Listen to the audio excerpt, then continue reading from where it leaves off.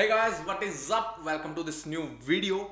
In this video, we will cover class 12 accountancy theory of reconstitution of partnership, which covers near around 3 or 5 chapter. Yes, there are 5 chapters that are change in PSR, admission of partner, retirement of partner, death and dissolution. There are total 5 chapter covered in the reconstitution of partnership, and today we will do all the theory of these 5 chapters. We will do this in one shot. इतनी guarantee है यार, ये वाली video आप एक से दो से मतलब 2 से 3 बार देख लो, आपको मज़ा आ जाएगा यार एकदम। और थ्योरी आपको इतनी अच्छे से आ जाएगी कि आपका एग्जाम में कोई भी इधर उधर से मार्क्स नहीं यार काट सकेगा। ठीक है, तो बस इतना कॉन्फिडेंट होकर ये कर लेना, बहुत बढ़िया तरीके से आपको कराऊंगा। तो यार लेट्स स्टार्ट, है ना। तो सबसे पहला हमारा आता है what is reconstitution of partnership. Sometime this type of question is also asked गया। And reconstitution mean the change in relation of partners without affecting the existence of the firm is called reconstitution of partnership. क्या होता है reconstitution of partnership? It is the change in the relationship of partners without affecting the existence of the firm is called reconstitution of partnership. It takes place in the following circumstances. ये मैंने आपको पहले बता दिया।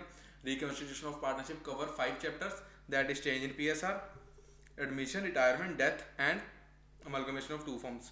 इसमें dissolution नहीं आएगा, because dissolution में तो यार फर्म ही बंद हो जाएगा, उसकी भी आपको थ्योरी कराएंगे। इसमें आएगा अमलगमेशन। ये रिटायरमेंट और डेथ आप डिफरेंट ऑप्शन रख सकते हो। ठीक है, हाँ। नेक्स्ट है हमारा what is meant by change in PSR। Change in PSR nothing, it is that ratio change होती है यार, जिसमें the ratio among the existing partners take place when partner purchase share from the other partner. अगर कोई एक partner दूसरे से कोई भी अपना शेयर ले लेगा कि हाँ यार तुम्हारी 3:5 है और मेरी तुम्हारी 3/5 है और मेरी 2/5 है, प्लीज़ अपना एक शेयर दे दो उसको। कोई भी वो उसकी वैल्यू भी ले सकता है या फिर ऐसे दे भी सकता है। ठीक है, तो वहाँ पर चेंज इन PSR हो जाएगी, तो हो जाएगी 2:3, पहले 3:2 थी। एंड इसका एक और भी है, when a partner surrender a part of his share और give part of his share to other person. जब वो अपना शेयर खुद को दूसरे को दे दे, जब अगर मैं समझ लो किसी फर्म में हूँ, मेरे पास शेयर है, मैं अगर रिटायर हो जाऊंगा वहाँ से, तो मुझे मेरा वाला शेयर किसी और को देना पड़ेगा। ठीक है, and due to this there is a change in PSR। ठीक है, समझे? Yes. And next is admission adjustment requirement during change in PSR। कौन कौन सी एडजस्टमेंट्स हैं यार जो चेंज इन PSR के दौरान हमें ज़रूरत पड़ती है? तो वो यही है, डिटर्मिनेशन करनी पड़ती है यार गेनिंग और सेक्रीफाइसिंग रेशियो की। इसका आपको फॉर्मूला भी नेक्स्ट कराऊंगा। डिटर्मिनेशन करेंगे change in PSR sacrificing and gaining ratio की।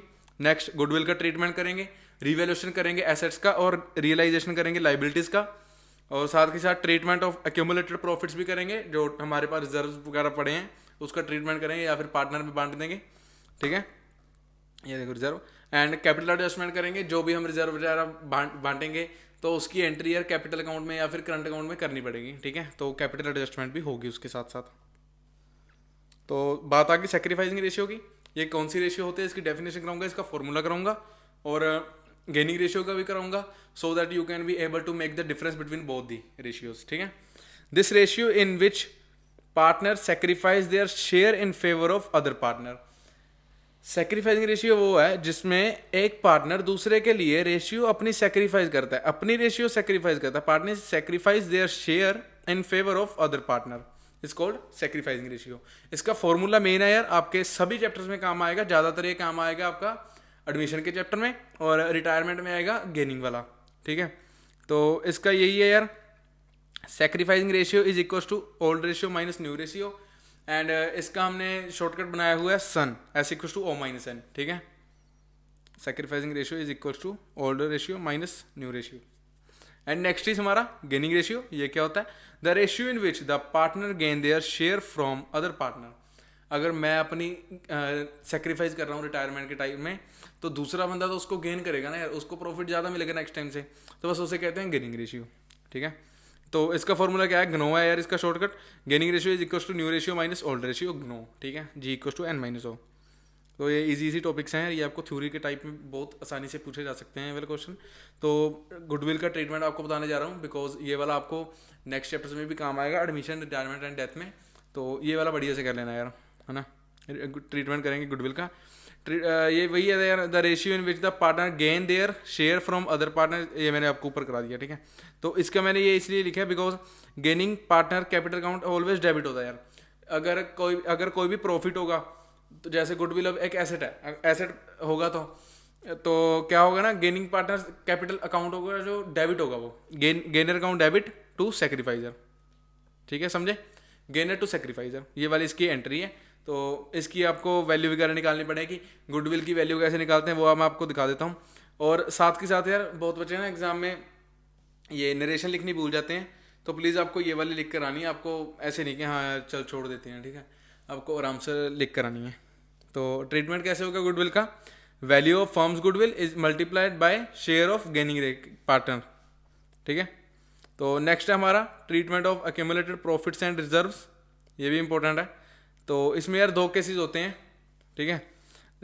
One is when partner want to distribute it, जब सभी पार्टनर्स मेजोरिटी हो जाती है कि हाँ यार चलो कोई बात नहीं, डिस्ट्रीब्यूट कर देते हैं, हमारे पास पड़ी है एक्यूमुलेटेड प्रॉफिट्स एंड रिजर्व, जैसे हमारा जनरल रिजर्व, WCR है ना, IFR। तो ये वाले जैसे पहले ट्रांसफर कर देते हैं यार, general reserve account debit, profit and loss account debit, workmen's compensation reserve account debit, investment fluctuation reserve आर डेबिट। तो ये आपको शॉर्ट फॉर्म नहीं लिख कर आनी एग्जाम में, आपको फुल फॉर्म लिख कर आनी है, ठीक है। तो ये डेबिट होगा तो क्रेडिट क्या होगा, ओल्ड पार्टनर कैपिटल और करंट अकाउंट। ओल्ड पार्टनर नहीं होगा यार, न्यू पार्टनर नहीं होगा, बिकॉज अगर एडमिशन भी होगी तो नया पार्टनर को इसमें इंक्लूड नहीं करेंगे, सभी ओल्ड पार्टनर्स को इसमें हम इंक्लूड कर लेंगे। तो इसकी आप नरेशन लिख देना, being accumulated profit and reserve transferred in old partner capital account share capital account, ठीक है, शेयर रेशियो, यस। अब आती है हमारी बात ट्रीटमेंट ऑफ एक्यूमुलेटेड प्रॉफिट, ये मैंने एक आपको बता दिया ऊपर। तो इसका दूसरा केस है यहाँ पर ही, जैसे पहले प्रॉफिट्स किए थे ना, अभी हम करेंगे reserves, losses, sorry, transfer of accumulated losses. इसमें क्या है यार, बस एंट्री वो रिवर्स होगी, पहले पार्टनर वगैरह के सब थे, क्रेडिट था, ओल्ड पार्टनर, अभी ओल्ड पार्टनर डेबिट होंगे। Old partner capital account debit to P&L to deferred revenue expenditure account, ठीक है, बस यही है यार इसमें। तो ये वाली तो उसकी सेम ही है। नेक्स्ट हमारा जो सेकंड केस है, when partner don't want to distribute it in case of positive net effect, जब यार हमारा सारा कुछ प्लस माइनस कर समझ लो, WCR का गेन वगैरह माइनस वगैरह सब कुछ कर हमारा नेट इफेक्ट जो है पॉजिटिव आ रहा है, ठीक है, आंसर प्लस में आ रहा है उसका। तो एंट्री होगी gainer to sacrificer capital account, या फिर करंट अकाउंट भी हो सकता है। तो इसकी ये वाली लिख देना, being share of net profit, net effect of undistributed reserve and profit and loss adjusted, adjust करने हैं, डिस्ट्रीब्यूट नहीं करने यहाँ पर, ठीक है, एडजस्ट ही करना है, बिकॉज गेनर टू सेक्रीफाइसिंग हो रहा है। अदर शेयर अगर तो शेयर कर रहे होते तो वहाँ पर आपका दूसरा आ जाता, जैसे आपको ऊपर कराई, journal debit to partner capital account. In case of negative effect, अगर हमारा नेट इफेक्ट नेगेटिव आ रहा है तो क्या होगा, तो बस वही एंट्री रिवर्स पहले जैसी, पहले गेनर टू सेक्रीफाइजर थी, अब होगी sacrificer to gainer, sacrificer capital account debit to gaining capital account, being share of net profit same है इसकी वही, ठीक है, यस। अब आती है बात हमारी वर्कमैन कंपनसेशन रिजर्व क्या होता है। It is nothing, it is a reserve created out of profit, ठीक है, ये आपको क्वेश्चन वेरी इंपॉर्टेंट आ सकता है यार। It is a reserve created out of profit to meet the liability to pay compensation to the workers, जो भी हम वर्कर्स को यार डिस्ट्रीब्यूट करते हैं, ठीक है, to meet out the liability of our workers in case of any injury और एक्सीडेंट। अगर समझ लो हम यार फ्यूचर के लिए ना आज से ही पैसे निकालने थोड़े शुरू कर देते हैं कि हाँ यार फर्दर मतलब 10 साल बाद उसकी रिटायरमेंट भी हो जाएगी या फिर कुछ भी हो जाएगा, उसको कोई भी इंजरीज हो सकती है, तो बस हम आज से थोड़ा थोड़ा पैसा निकालने शुरू कर देते हैं कि सो दैट अगर 5 साल के बाद कोई भी दिक्कत आ जाए तो हम वो वाला रिजर्व यूज़ कर सकें, ठीक है। नेक्स्ट बात आती है हमारी इन्वेस्टमेंट फ्लक्चुएशन रिजर्व, या फिर हम कहते हैं इन्वेस्टमेंट फ्लक्चुएशन फंड। इससे क्या होता है, it is reserve created out of profit to meet the difference between market value and book value, and book value of the investment, yes. It is a reserve, दोबारा से कराता हूं आपको, it is a reserve created out of profits to meet the difference between the market and book value of the investment. कि हाँ यार, कल को अगर मार्केट वैल्यू या फिर बुक वैल्यू ऊपर नीचे हो गई, अगर समझ लो बुक वैल्यू हमारी ज़्यादा है, मार्केट वैल्यू कम है, तो हम उससे एडजस्ट कर पाएंगे। ठीक है, यही बात लिखी हुई है यहाँ पर। अब हमारा पर यहाँ एक चैप्टर खत्म हो गया। नेक्स्ट चैप्टर हमारा एडमिशन ऑफ अ पार्टनर, इसका भी आपको कराने जा रहा हूँ अभी। What is meant by admission of a partner? Admission of a partner is one of the way in which a partnership firm can be reconstituted. मैंने आपको ऊपर करा दिया रिकॉन्स्टिट्यूशन ऑफ पार्टनरशिप क्या होता है, उसमें एडमिशन भी इंक्लूड होता है। ठीक है, admission is also included. Yes, so when a new partner enter or admitted in the partnership, the existing partnership comes to an end and a new one comes into existence। समझ लो एक firm में 4 partners हैं, तो उसमें अगर 5वां आ जाएगा तो पुरानी वाली पार्टनरशिप बिल्कुल खत्म हो जाएगी और न्यू वाली आ जाएगी। तो 5 पार्टनर वाली रहेगी। अगर पहले सभी का शेयर था 1:1:1:1 इक्वल था, मतलब तो उनकी सभी की था 1:4:1:4:1:4 1/4। ठीक है, तो अगर 5वां पार्टनर आ जाएगा तो उनकी जो ये रेशियो है तो उसमें भी चेंज आएगा यार। तो अब उनकी रेशियो हो जाएगी 1/5 1/5 1/5, ऐसे 1:1:1:1:1। सो इक्वल हो जाएगी, लेकिन उन सभी को प्रॉफिट थोड़ा लेस मिलेगा यार। तो अगर आपको सेक्शन वगैरह याद करने के आता हो यार, आप कर सकते हो। According to section 31 subsection 1 of the Indian partnership act 1932, a new partner can be admitted only with the consent of all the existing partner। मतलब अगर हमने कोई भी पार्टनर न्यू एडमिट करना है तो उसमें सभी की यार परमिशन होनी चाहिए कि हाँ इंक्लूड कर लो। मेजोरिटी नहीं है इसमें, तो इसमें है consent of all the existing partners. तो इसलिए यार छोटा सा ही चैप्टर है, आपको करा देता हूँ अभी, जल्दी हो जाएगा ये बात, तो मतलब 2-3 मिनट में हो जाएगा अभी। राइट्स ऑफ न्यू पार्टनर, अगर कोई भी यार नया पार्टनर हमारी फर्म में आ रहा है तो उसके राइट क्या क्या हैं वो भी बात करेंगे। Right to share in the asset, तो यार for the new partner brings an agreed amount of capital either in cash और काइंड। जब भी कोई पार्टनर आता है तो वो अपने साथ थोड़ा बहुत कैश या फिर कोई भी चीज़ काइंड में लेकर आता है। ठीक है, एज हिज कैपिटल।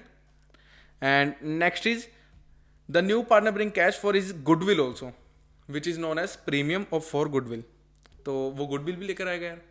अगर हमने अपनी फर्म को इतना टाइम चला कर उसकी वैल्यू हमने बढ़ाई है, मतलब उसकी गुडविल बढ़ाई है। पिछली वीडियो में आपको बहुत अच्छे से मैंने गुडविल भी कराया यार, वो भी कर लेना, है ना, because that is also important. उसमें मैंने सिर्फ 2 ही चैप्टर कवर किए हैं, लेकिन वीडियो थोड़ी ज़्यादा लंबी हो गई थी यार।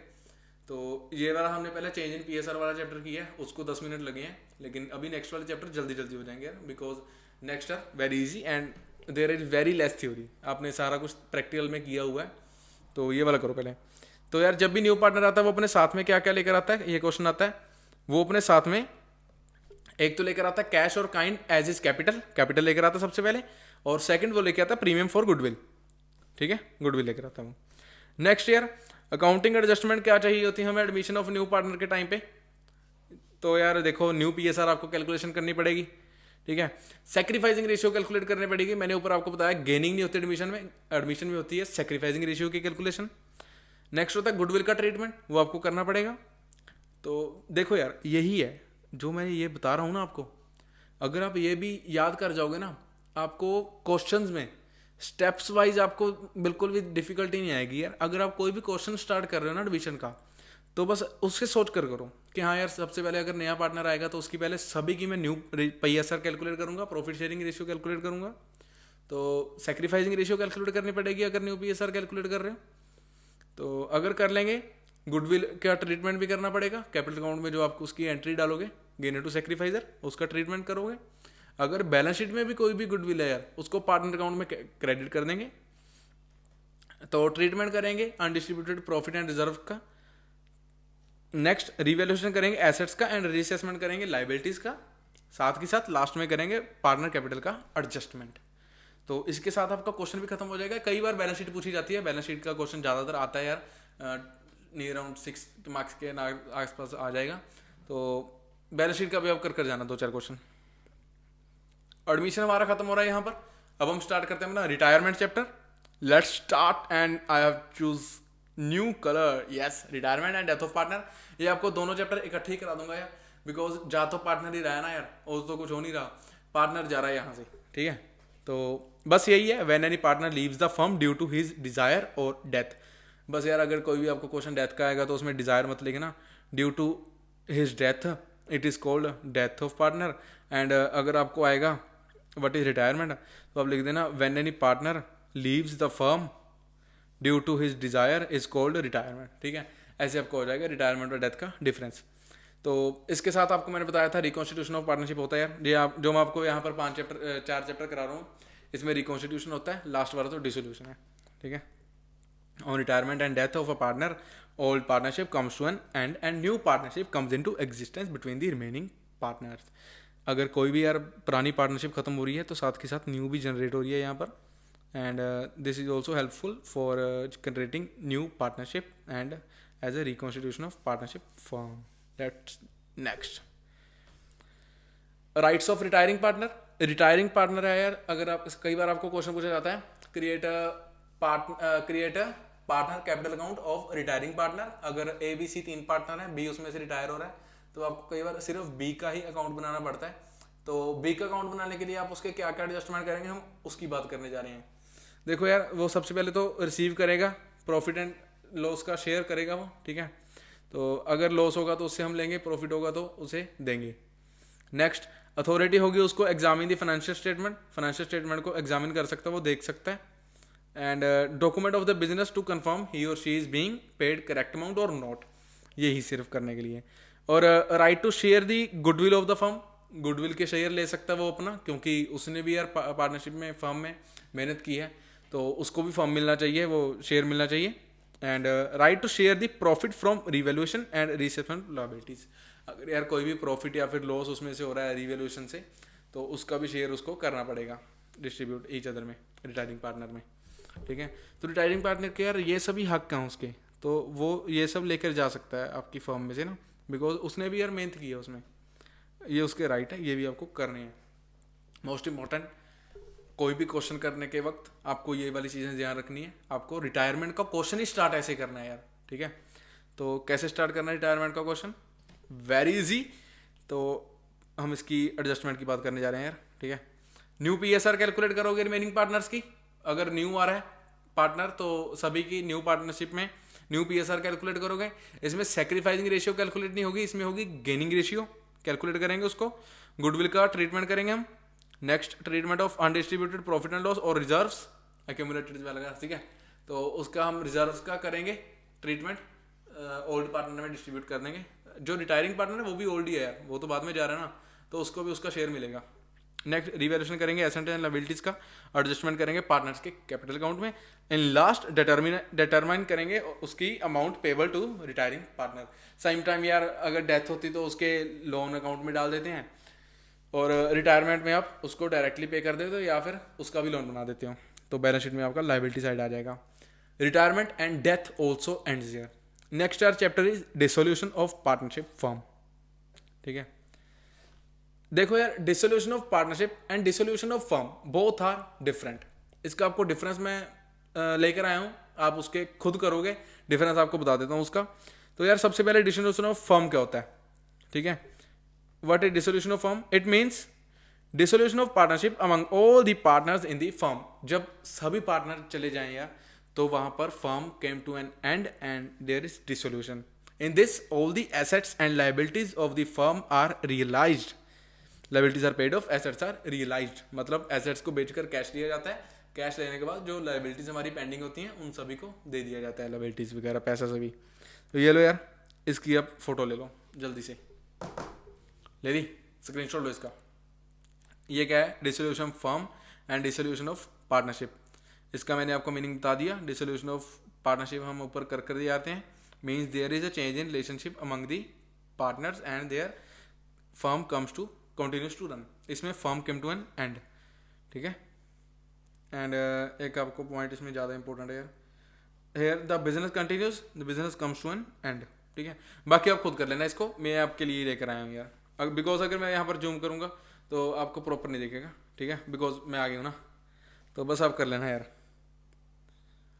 तो नेक्स्ट है मोड्स ऑफ डिसोल्यूशन। कैसे कैसे हमारी फर्म जो है वो डिसॉल्व हो सकती है यार।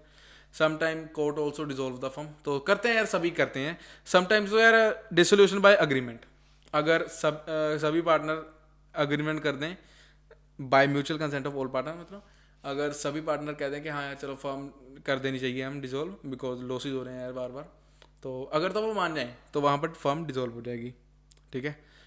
और या फिर फर्म कैसे डिसॉल्व होती है, अगर आपको लिखा हो कि हाँ पार्टनरशिप इज एट विल, तो if a partnership is for a particular period of time, in deed it is always written and after that particular period of time it always dissolves, ठीक है। Next is our compulsory dissolution. अगर आपको section याद करने हो यार कर लेना, मैं साथ में लिख कर आया हूँ, ठीक है। वैसे सीरीज में ही है 40, 41, 42, 43, 45 ऐसी हैं।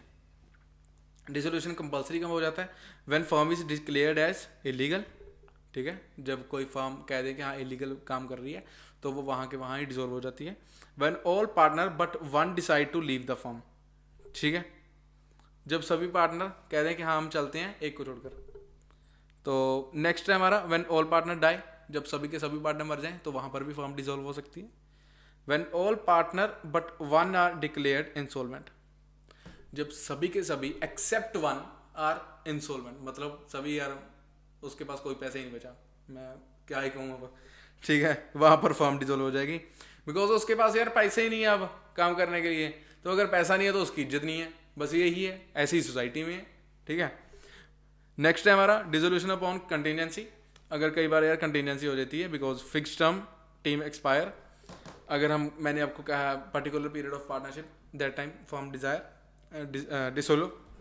And next is when the partnership is for particular venture, अगर मैं आपको कह दूं कि हाँ यार हमने ये वाला काम करना उसके बाद हम फर्म डिसॉल्व कर देंगे, तो उसके बाद वो तो साफ ही है ना यार, उसके बाद डिसॉल्व हो जाएगी फर्म।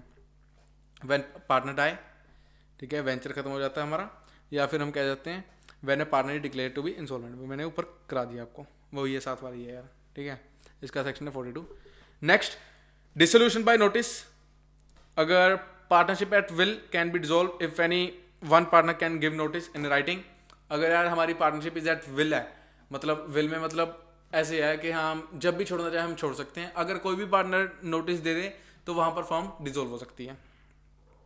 नेक्स्ट हमारा आता है dissolution by order of court. This is the most important, आप ये कर लो, ऊपर वाले को इतना चाहे लाइटली ले लो लेकिन आप इसे लाइटली नहीं ले सकते यार। ये देखना आप 3, 2, 1 यस, ये तो आपको कर कर जाना यार, ठीक है। इसे करते हैं when a partner become unseen, ठीक है। When a partner become permanent incapable of performing his duty, या तो वो बेड पर ही रह गया यार अब तो आगे की ड्यूटी परफॉर्म नहीं कर सकता, या फिर हम कह सकते हैं वो इनसेन ही हो गया, तो बस ऐसा ही है।